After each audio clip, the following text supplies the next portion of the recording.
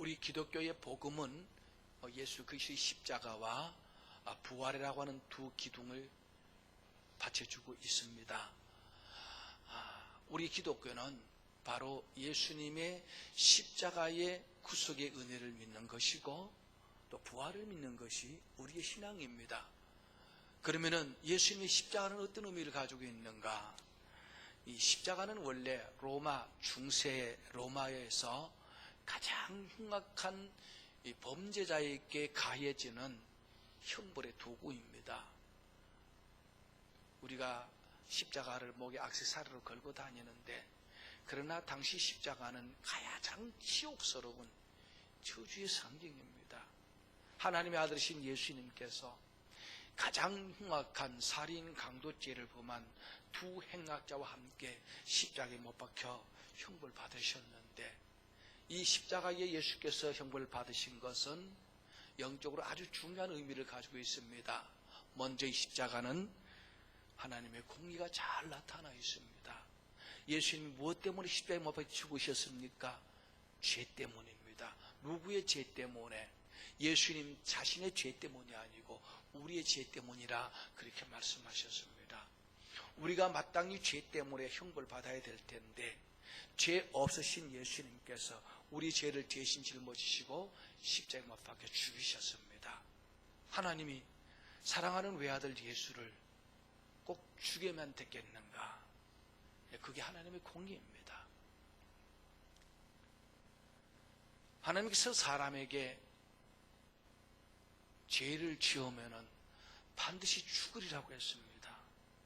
주님께 죽으리라 하면은 이거는 변개시킬 수가 없습니다. 그렇다면 죄 가운데 멸망받을 우리들을 어떻게 다시 살릴 수 있겠습니까? 하나님께서 죄 없으신 예수님에게 우리 모든 죄를 다 떠맡기시고 예수께서 십자가 못 박혀 죽으심으로 우리 모든 죄를 용서해 주셨습니다. 이것은 바로 하나님의 공의를 만족케 하는 것입니다. 다시 말하면은 하나님은 자기 아들을 십자가에 못 박아 죽이시기까지 죄를 미워하시는 분이십니다. 죄는 반드시 심판이 있음을 우리에게 십자가를 통해서 분명히 말씀해 주고 있습니다. 그러나 이 십자가는 하나님의 공의만 나타나는 것이 아니고 하나님의 사랑이 나타나 있습니다. 어떤 사랑입니까? 하나님을 배반하고 끊임없이 하나님을 반역한 우리 죄인들을 용서하시기 위하여 하나님이 그 아들을 대신 십자가에 못 박혀 죽게 하시고 그 구속의 은혜로 우리 죄를 용서하시기 위한 하나님의 한량없는 사랑이 이 십자가에 나타나 있습니다. 그럼 우리가 십자가를 바라볼 때마다 우리가 무엇을 생각해야 되는가 하면은 죄 없으신 하나님의 아들 예수께서 내 죄를 대신 지시고 십자가에 못 박혀 죽으시기까지 나를 사랑하셨다. 이 주님의 사랑을 기억해야 됩니다. 그리고 이 십자가는 아버지신 하나님에 대한 아들이신 성자 예수님의 순종을 잘 나타내고 있습니다. 예수께서 십자가를 지신 것은 아버지의 뜻을 따라 지셨습니다. 성부 하나님께서 외아들 예수를 이 세상에 보내실 적에 너는 가서 내 백성의 죄를 대신 지고 십자가의 형벌 받아 죽어야 된다. 그 예수가 이 땅에 오신 것은 아버지의 뜻을 행하기 위해서 오셨습니다. 그런데 예수님은 인성과 신성을 함께 공유하게 하셨기 때문에 인성을 가지신 우리와 똑같은 예수님께서는 십자가의 죽음을 앞에 놓고 굉장히 고통하셨습니다. 예수께서 잡히시기 전에 겟세마네 동산에 기도하실 적에 이제 십자가가 눈앞에 다가왔는데 그 십자가를 지고자 하니 인성을 지신 예수님이 너무나 괴로웠습니다. 그래서 핏방울이 땀방울이 핏방울이 되도록 기도하시면서 아버지여 할만하시거든 이 잔을 내게서 옮기시옵소서 그렇게 기도하시다가 주님은 다시 고백합니다. 그러나 나의 원대로 마옵시고 아버지 원대로 되기를 원합니다. 아버지의 뜻이라면은 내가 십자가를 지겠습니다. 그래서 이 십자가는 아들이신 예수께서 성부 하나님께 죽기까지 순종한 이 순종이 십자가를 통해서 나타나 있습니다. 그래서 우리 십자가를 바라볼 때마다 우리 주님의 그 순종의 모범을 우리가 늘 생각하면서 나도 주의 뜻대로 살고자 하는 그런 결단을 반복하면서 주의 뜻을 따라가는 그런 삶을 우리가 살아야 할 것입니다. 그럼 부활은 무엇을 가리킵니까? 예수님께서 십자가에 못 박혀 죽으셨다가 무덤에 장사되신 후에 3일 만에 무덤에서 다시 살아나셨습니다. 예수님의 부활은 크게 세 가지를 증가하고 있습니다. 첫째는 예수님은 참 사람이신 동시에 참 하나님이시다. 예수님은 사람의 몸을 입었기 때문에 죽으셨으나 그분은 본래 하나님이시기 때문에 죽음이 생명의 주인 되신 하나님을 주관할 수 없었습니다. 창세 이래로 사람이 죽어서 무덤에 장사되었다가 신이 썩는 중에 다시 살아났다는 이야기는 없습니다. 예수님은 무덤에서 다시 살아나셨습니다. 그것은 바로 예수님이 하나님이신 것을 증거하고 있습니다. 그리고 예수님께서 부활을 통해서 예수님은 무죄무험하신 분이심을 나타내고 있습니다. 원래 죽음은 죄의 삭시입니다. 그 죄 때문에 인간은 죽게 되었어요. 그런데 예수님은 우리 인간의 죄를 대신 지시고 죽으셨으나 그분은 죄가 없으신 분이십니다. 그래서 예수님이 다시 살아나신 것은 그분은 하나님이시고 그분은 죄가 없는 분이심을 확정해 보여주고 있죠. 그래서 예수께서 죄 없이 죽으신 이유가 바로 우리 때문에 대신 죽으신 것을 다시 한번 우리에게 가르쳐주고 있습니다. 그리고 세 번째로 예수님의 부활은 예수는 바로 생명의 주인 되심을 증가하고 있습니다. 예수께서 말씀하셨습니다. 요한복음 11장 24절에 나는 부활이요 생명이니 나를 믿는 자는 죽어도 살겠고 무릇 살아서 나를 믿는 자는 영원히 죽지 아니하리라. 예수 안에 생명이 있습니다. 그 생명이 우리를 살리고 그 생명이 지금도 죽은 자를 끊임없이 살리는 역사가 일어나고 있음을 가르쳐 주고 있습니다. 그러므로 기독교 복음의 핵심은 예수님이 내 죄를 대신 십자가에 못 박혀 죽으심으로 내 죄가 용서되었고 예수께서 무덤에 다시 살아나심으로 나는 이제 영생을 얻었다. 이걸 믿는 게 기독교입니다. 그런데 이 예수님께서 자기를 따르는 제자들에게 저와 여러분들 향하여 우리도 십자가를 져야 된다고 그렇게 말씀해 주고 있습니다. 마태복음 16장 23절에 보니까 누구든지 나를 따라오려거든 자기를 부인하고 자기 십자가를 지고 나를 따를 것이니라. 십자가에 못 박혀 죽으시고 부활하신 예수님께서 오늘 우리에게 너희도 나를 따라오려거든 자기를 부인하고 자기 십자가를 지고 나를 따르라 그렇게 말씀하셨습니다. 그렇다면 우리가 예수님처럼 다른 사람의 죄를 대신 지고 형벌받아 나를 통해서 다른 사람을 구원시키라는 그런 말이겠습니까? 아닙니다. 예수님이 지신 십자가와 우리가 져야 될 십자가는 다릅니다. 우리는 다 같은 죄인이기 때문에 죄인이 죄인의 죄를 대신 지고 형벌받을 수가 없습니다. 우리 자신은 다른 사람을 구원해낼 수가 없습니다. 그러면 예수님께서 왜 우리에게 십자가를 치라고 말씀하셨습니까? 이미 앞에서 말씀드린 대로 예수님의 십자가는 하나님의 아들이신 예수님 그리스도께서 인류의 죄를 대신 지시고 형벌을 받으심으로 인류를 모든 죄에서 속량하셨다는 하나님의 사랑에 나타내고 있다 그랬죠. 다시 말하면 예수님의 십자가는 사랑의 최고의 절정임과 동시에 이 섬김과 희생을 상징하고 있습니다. 그리고 예수님의 부활은 이 죽음에 대한 생명의 승리이고 미움에 대한 사랑의 승리이고 악에 대한 진리의 승리인 것이죠. 그렇다면 우리에게 십자가를 지라고 하셨습니다. 도무지 이해가 안 되죠. 우리가 져야 될 십자가는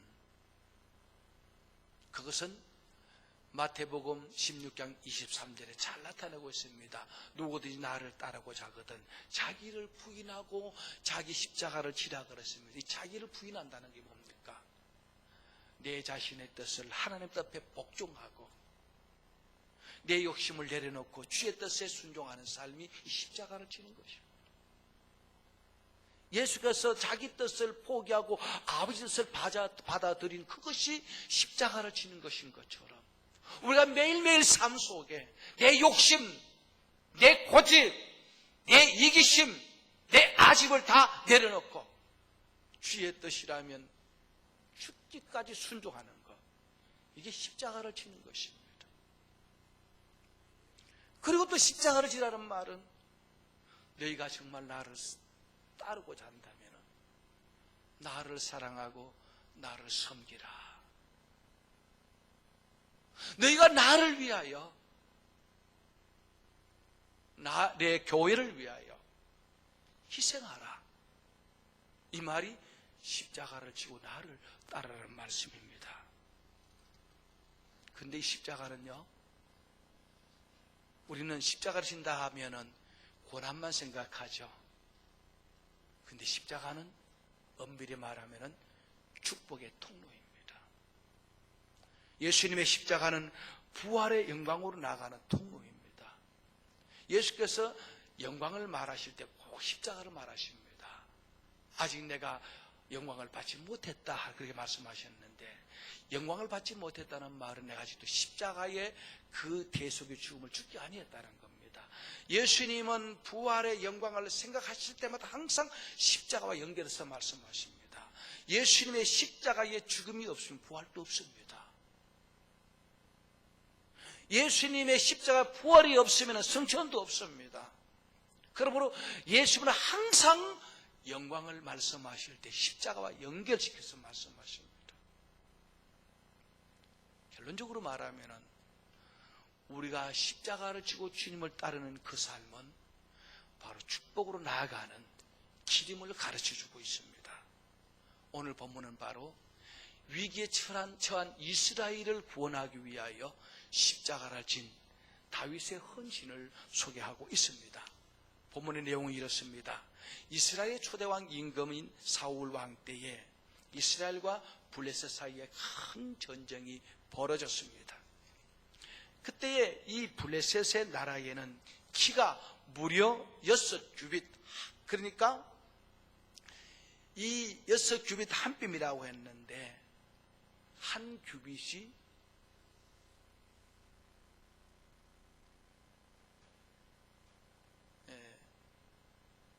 30cm, 이 6규빗 한 뼘을 이 미터로 따지면 2m 91cm나 됩니다. 거인입니다. 엄청난 거인인 골리앗 장군이 블레셋 군대를 대군을 이끌고 이스라엘 침략해 왔습니다. 이스라엘 나라는 군대가 별로 약합니다. 그 골리앗 장수가 대군을 거느리고 이스라엘 침략했는데 이 블레셋 장수와 이 골리앗과 블레셋 군대를 물리칠 만한 군사력이 전혀 없었습니다. 그래서 의기양양한 골리앗이 이스라엘 군대를 향하여 외칩니다. 야, 너희 군사 가운데 챔피언 하나를 뽑아라. 그걸 보내라. 나는 블레셋의 챔피언으로 우리 두 챔피언이 맞서 싸워서 너희 챔피언이 이기면은 우리가 물러가고, 만일 내가 너희 챔피언을 이기면은 너희들은 내 앞에 무릎 꿇고 복종해야 된다. 그렇게 제안을 합니다. 그러나 그 거인 골리앗을 상대로 누가 내가 챔피언을 나가겠다고 자원하는 사람이 없었습니다. 이 골리앗은 계속 야로를 보냅니다. 야, 너희가 여호와 하나님을 섬긴다고 하느냐? 너희 하나님이 어디 있느냐? 하나님을 모독하고 이스라엘 백성들을 조롱합니다. 이스라엘은 신약의 교회를 상징합니다. 그런데 더 심각한 것은 이 골리앗이 계속해서 야로하니까 무리 가운데 군사들이 도망가는 사람이 생겼습니다. 여기 있으면 죽겠다. 도망갑니다.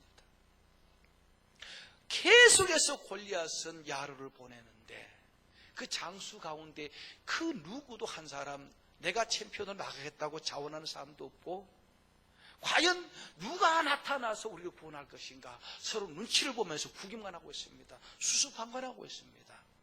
바로 이때에 이새의 8 아들 가운데 말째인 다윗이 아버지 심부름으로, 형님들이 이스라엘 장수들입니다. 형님들의 안부를 묻기 위해서 그곳에 갔다가 이 광경을 보게 되죠.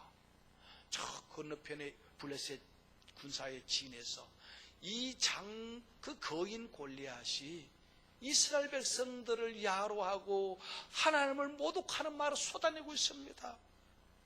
그 소년 다윗이 그 골리앗의 그 말을 듣는 순간 의분이 끌어올랐습니다. 그래서 이 골리앗이 사울 왕을 찾아갑니다. 왕이여, 내가 이스라엘 챔피언으로 나가겠습니다.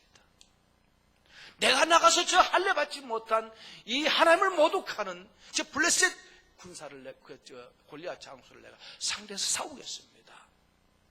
그랬더니 사울 왕이 너는 갈 수 없다는 거죠. 이때 다윗이 아직 20세 안 된 소년입니다. 싸워본 적이 있습니까? 그 상대방 골리앗 장수는 어릴 적부터 싸움에 길들여진 아주 장수 중에 뛰어난 장수입니다.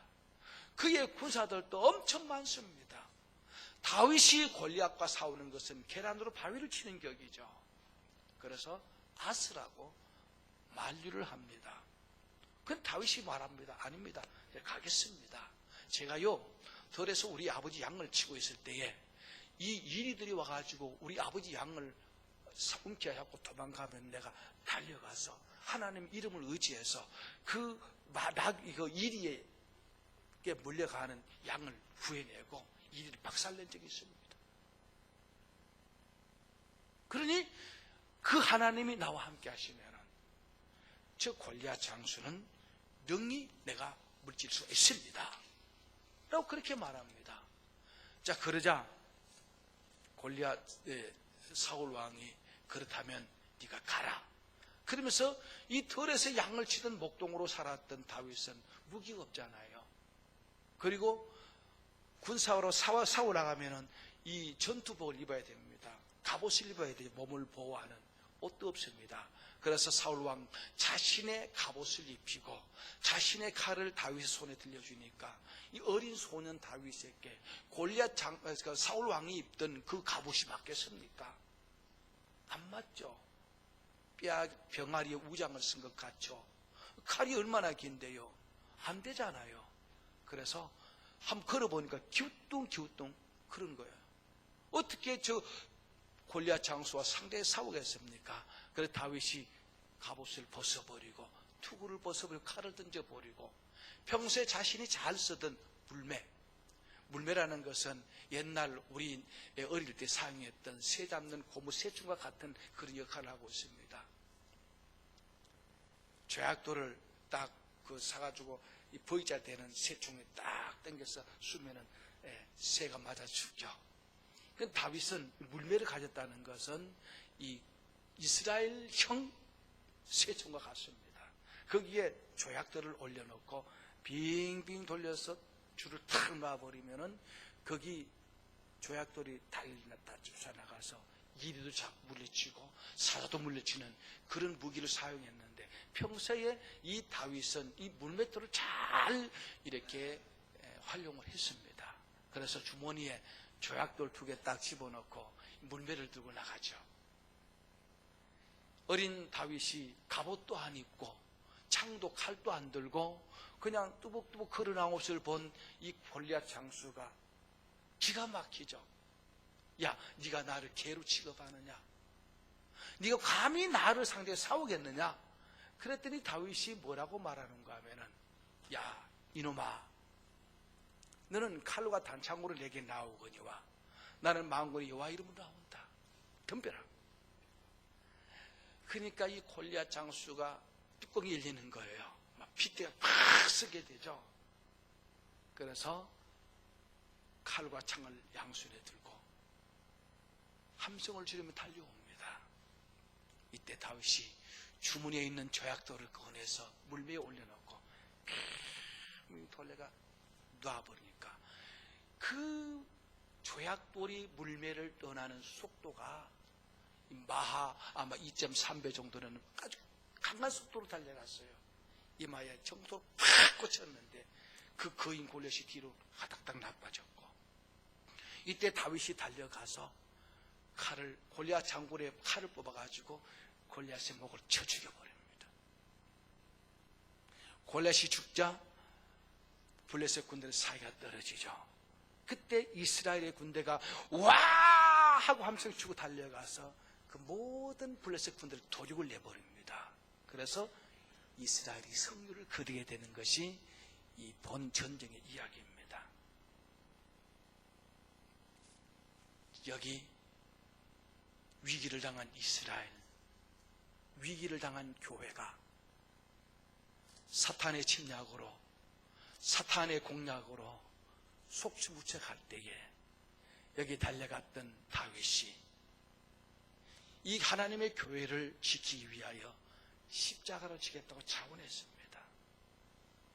이 다윗의 십자가는, 이 헌신은 두 가지 영적 의미를 가지고 있어요. 하나는 사탄의 포로가 되어서 죄 가운데 살다가 멸망받을 우리들을 죄에서 구원하기 위하여 이 땅에 오셔서 십자가 지시고 사탄의 권세를 괴멸시키고 우리를 죄에서 구원하신 예수 그리스도의 십자가를 예표하고 있습니다. 예수님은 바로 우리의 챔피언입니다. 저 원수 마귀의 챔피언인 사탄을 괴멸시키고 그 권세를 무찌르시고 사단의 권세 아래 지배당하면서 죄와 사망의 고통 가운데 살고 있던 우리들을 우리의 챔피언이신 예수님께서 십자가 지심으로 우리를 구원하신 이 놀라운 구원의 은혜를 예수님이 이 땅에 오시기 전에 다윗을 통해서 보여주신 것입니다. 그리고 또 한 가지는 하나님의 백성들이 하나님의 나라와 영광을 위하여 주님의 교회를 위하여 주님을 사랑함으로, 교회를 사랑함으로 헌신하고 희생하면은 반드시 보상이 있다는 것을 우리에게 교훈해 주고 있습니다. 이미 하나님께서 이 블레셋과의 이스라엘의 전쟁은 하나님이 허락한 전쟁입니다. 하나님이 허락 없는 전쟁은 절대 일어나지 않습니다. 겉으로 보기에는 이스라엘이 위기를 당했습니다만, 그러나 하나님은 누군가가 하나님의 교회를 위하여 십자가를 질 한 사람을 지금 부르고 계셨다는 말이죠. 그때 다윗이 갔습니다. 다윗이 아니라 누구든지 십자가를 지면 이미 그는 승리가 되어 있는, 승리가 보장된 십자가입니다. 여러분, 예수님께서 십자가를 지실 적에 부활의 영광을 바라보았던 것처럼 하나님 우리에게 십자가를 지라고 맡길 때는 반드시 그 십자가를 감당할 수 있는 믿음과 능력도 주시고 그 십자가를 감당한 후에는 하늘의 상과 땅의 복으로 복 주시려고 십자가를 지라고 말씀하시는 겁니다. 그러므로 십자가는 축복의 통로다. 성경에 보면은 이와 같이 교회를 위하여, 하나님의 나라를 위하여 십자가를 지고 하나님께 쓰임받고 죽어가던 사람들의 이야기가 많이 등장합니다. 그 가운데 느헤미야라는 분이 있습니다. 느헤미야는 바사 왕궁의 아닥사스다 왕의 신하로서 부귀영화를 누리고 살았습니다. 걱정 근심이 없습니다. 왕의 총애를 받는 신하입니다.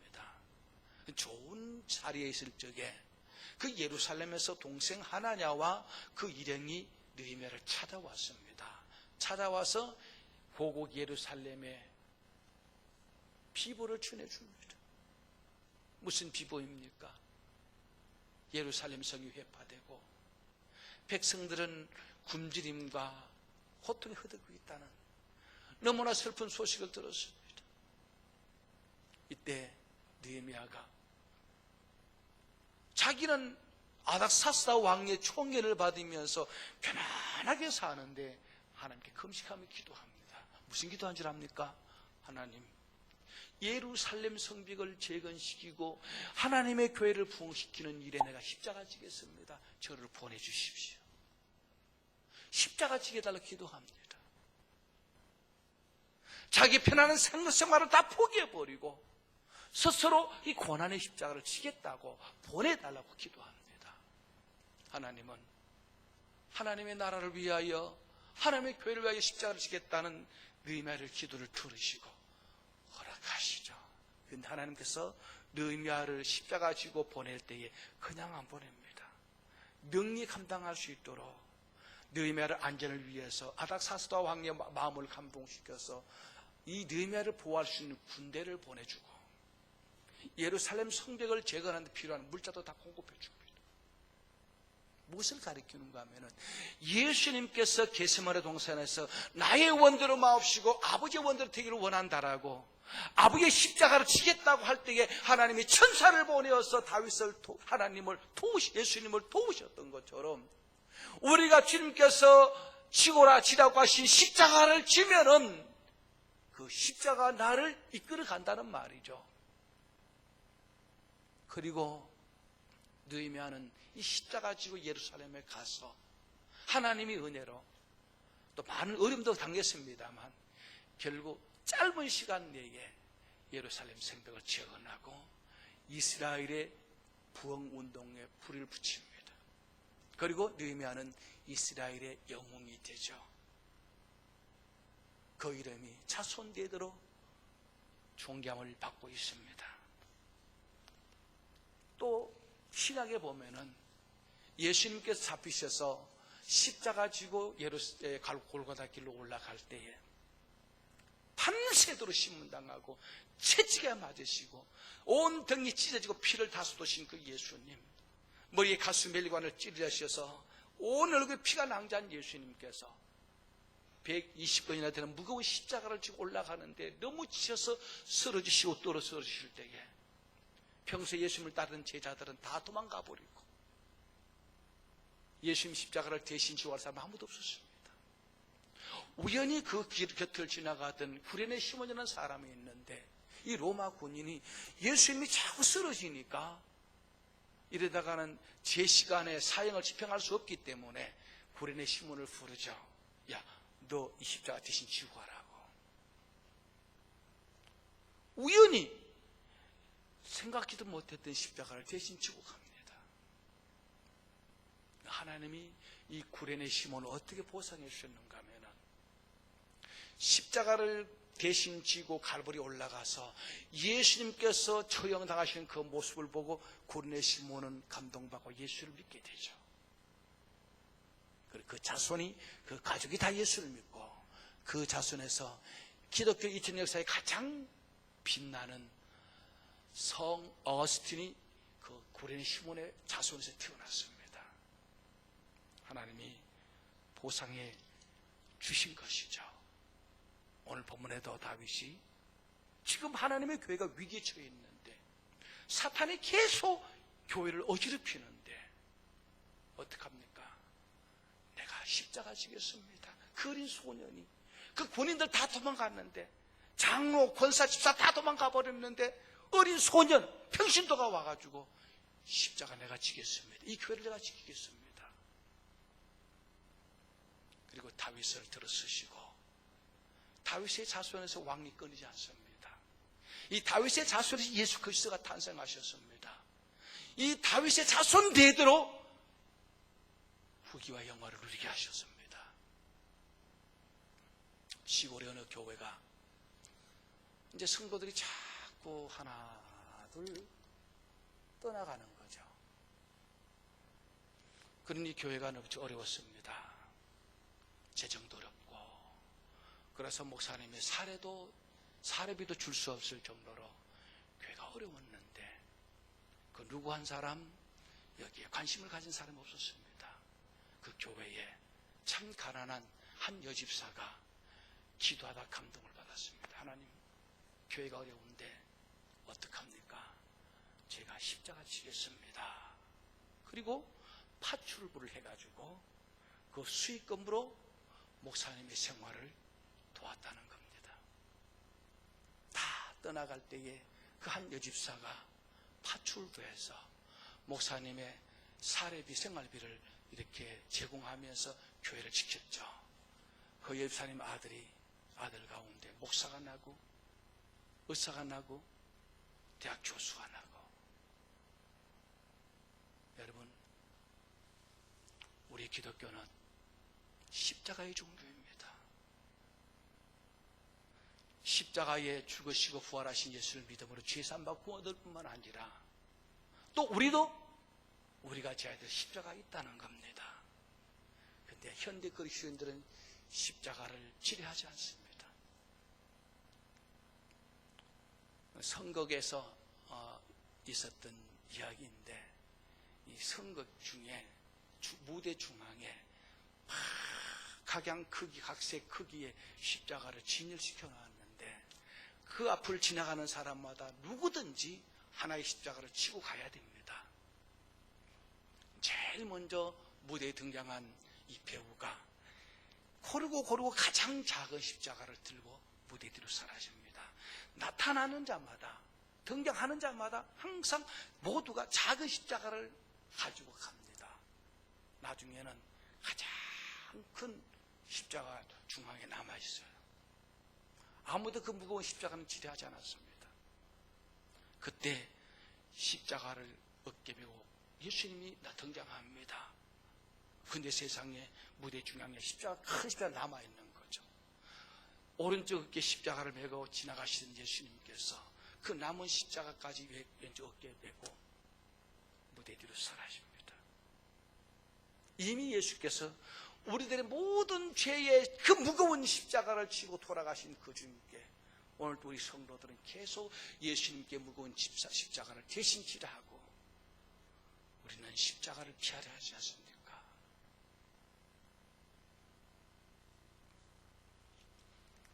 그리스도인이 된다는 것은 십자가의 복음을 믿을 뿐만 아니라 참된 그리스도인은 십자가를 지고 가는 것이 참된 그리스도인입니다. 십자가를 지지 않는 것은 그리스도인이 아닙니다.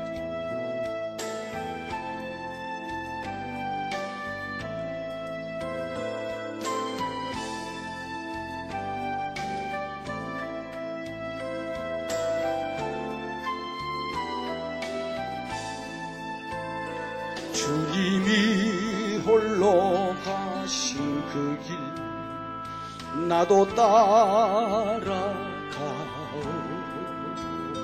모든 물과 피를 흘리신 그 길을 나도 가오. 험한 산도 나는 괜찮소. 바다 끝이라도 나는 괜찮소. 죽어가는 저를 위해 나를 버리길 바라오.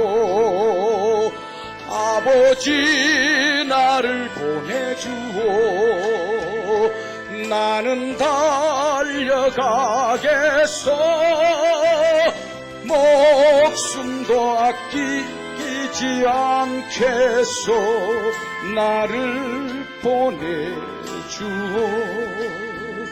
주님이 홀로 가신 그 길 나도 따라가오.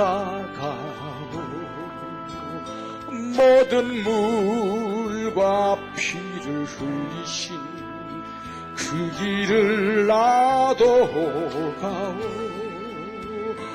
험한 산도 나는 괜찮소. 바다 끝이라도 나는 괜찮소. 죽어가는 저들을 위해 나를 버리길 바라오. 세상이 나를 미워해도 나는 사랑하겠소. 세상을 구원할 십자가 나도 지고 가오. 홀로 가신 그 길 나도 따라가오. 모든 물과 피를 흘리신 그 길을 나도 가오. 험한 산도 나는 괜찮소. 바다 끝이라도 나는 괜찮소. 죽어가는 저들에게 나를 버리길 바라오. 생명을 버리시면서까지 늘 사랑한 당신, 이 작은 나를 받아주오. 나도 사랑하오.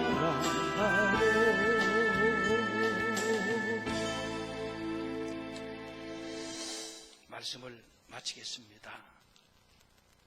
여러분이 십자가를 바라볼 때 무엇을 생각하십니까?